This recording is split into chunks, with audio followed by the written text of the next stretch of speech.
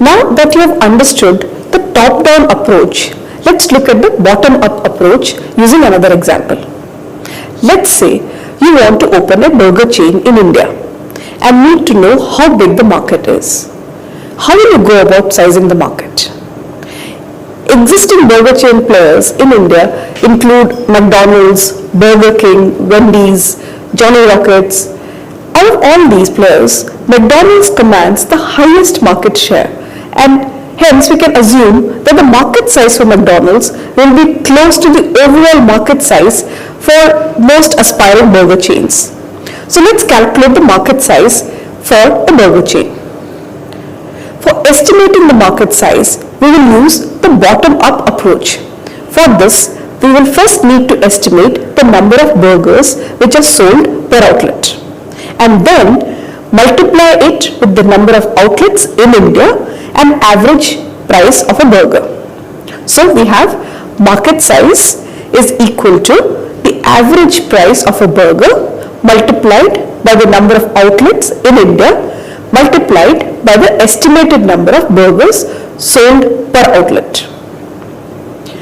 Next, to estimate the number of burgers sold per outlet, we would have to start by looking at how each of the outlet functions. Assuming an outlet operates from 8 am to 10 pm and we categorize this into peak and non-peak hours, where the peak would be between 12 noon to 3 pm and 7 pm to 10 pm, which is the time most of us feel hungry.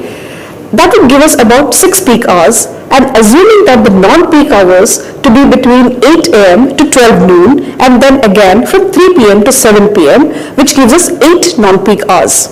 Now assume that each outlet has an average of 3 counters and each counter can fulfill an order in 3 minutes during the peak hours. Now that gives the outlet average as 1 order per minute. Similarly, we assume that 1 order gets fulfilled every 4 minutes during the non-peak hours. So calculating would be like 0.24 orders per minute. This would give us 60 orders per hour during the peak hours and 15 orders per hour during the non-peak hours.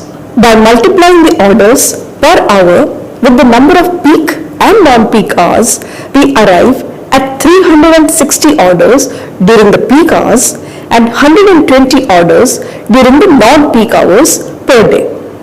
Again, assuming that every order typically contains 2 burgers, this would give us 720 burgers sold during peak hours and 240 burgers sold during the non-peak hours.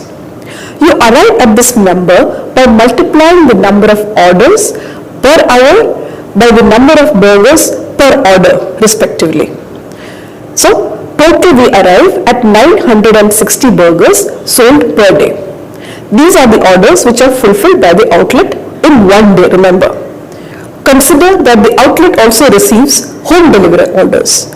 Assuming that the outlet receives a call every 5 minutes during the peak hours and every 10 minutes during the non-peak hours.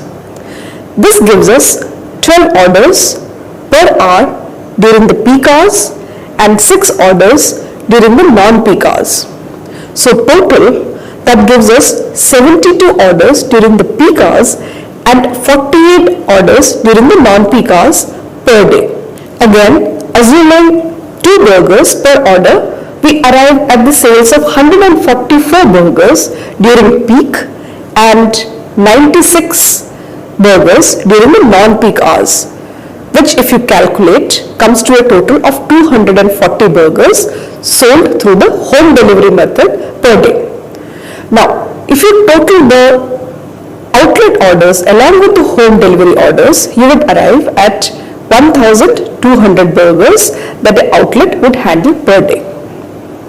Now again, taking the average cost per burger at ₹100, and that this burger chain would have say around 300 outlets in India, the total sales the chain can make per year would account to 13 billion rupees.